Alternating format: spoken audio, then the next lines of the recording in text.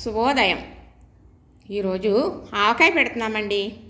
మరి మే నెల ఈరోజైతే 6వ తారీఖు, మే నెల 10వ తారీఖు లోపు పెట్టుకోవచ్చు. తర్వాత వర్షాలు పడకపోతే మే నెల అంతా కూడా ఆవకాయ పెట్టుకోవచ్చు. ఆవకాయ పెట్టుకోవటానికి సరైన సమయం మే నెలే.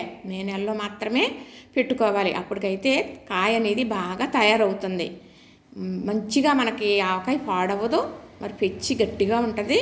పీచు మరి అలాగే పైన తొక్క దలసరగా ఉండాలి. అలాంటప్పుడు ఏం కాయ ఎంచుకోవాలి? మనం మంచిగా ఉండే ఆవకాయ మామిడి ఎంచుకోవాలి. అందులో చిన్న రసాలు పెద్ద రసాలు కూడా పెడతారు. మరి చిన్న రసాలు తీసుకొచ్చారు ఈరోజు. చక్కగా ఈ కాయలు చక్కగా తెచ్చిన తర్వాత నీటిలో వేసేసామనుకోండి, 1 గంట అలా వదిలేస్తే జీడి అనేది శుభ్రంగా నానిపోతుంది. నానిపోయిన తర్వాత కడిగేసుకుని మళ్ళీ మంచి నీటిలో వేసి తీసేసి అప్పుడు పొడిగుడ్డతో శుభ్రంగా తుడిచేసి చక్కగా ఫ్యాన్ గాల్లో ఆరనివ్వాలి. ఆ తర్వాత కోసుకోవాలి. మేమైతే తెచ్చిన తర్వాత నీటిలో వేసేసాం. 1 గంట నానిన తర్వాత కడిగేసిన తర్వాత తుడిసేసాం. ఇవి శుభ్రం అయిపోయినాయండి. ఇది ముక్క కొట్టుకోవడమే. బయట చేసుకుని తెచ్చుకుంటారు కదా చాలామంది.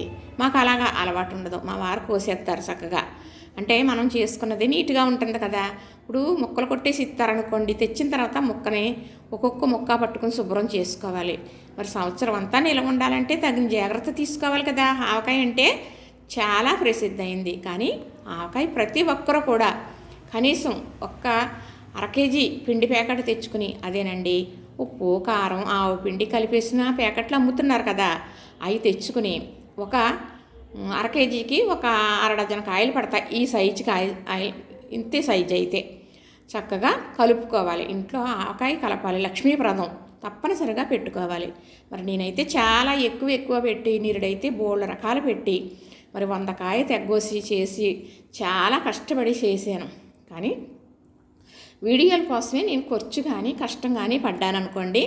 మరి ఇప్పుడు నేను ఇంట్లో చేస్తున్నాను. ఇది నేను ఎక్కువ చేయలేకపోతున్నాను. ఓపిక లేదు. అన్ని రకాలుగాను మనకి సామత ఉండాలి. చెయ్యాలి అంటే వెనకాలనేది బలమైన ఎంకరేజ్ కూడా ఉండాలి. మరి అది ఒకటి లేనప్పుడు ఒక్కళ్ళం పోరాడాలి అంటే చాలా కష్టమైన పని.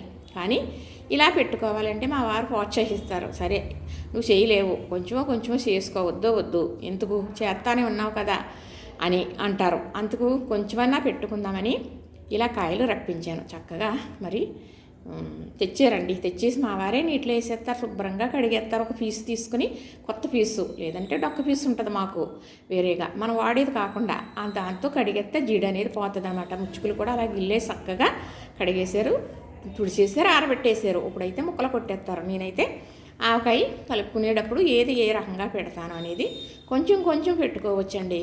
ఇప్పుడు ఇంట్లో పెద్ద ప్రసిద్ధిగా తినం అనుకుంటా. అయితే చుట్టాలు ఎవరన్నా వచ్చారనుకోండి, ఏదన్నా కూర మీద పచ్చడి వేయాలంటే ఆవకాయ ముక్క వేసుకుంటే సరిపోతుంది.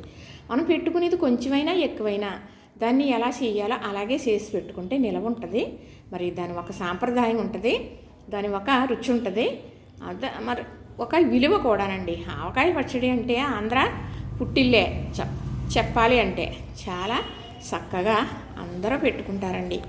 ఎవరైనా సరే చేయలేకపోయినా, డబ్బులు లేకపోయినా ఆవకాయ అనేది పెట్టేసుకుంటారు. ఎందుకంటారా, వర్షాలు పడినప్పుడు చారు పెట్టుకునైనా సరే ఆవకాయ ముక్క వేసుకు తినేయచ్చునా అని చెప్పుకుంటూ వెళ్తే చాలా ఉంటుంది. సోదనుకుంటే నేనేమీ చెప్పలేను. లైక్ చేయండి, షేర్ చేయండి, సబ్స్క్రైబ్ కూడా చేసేయండి.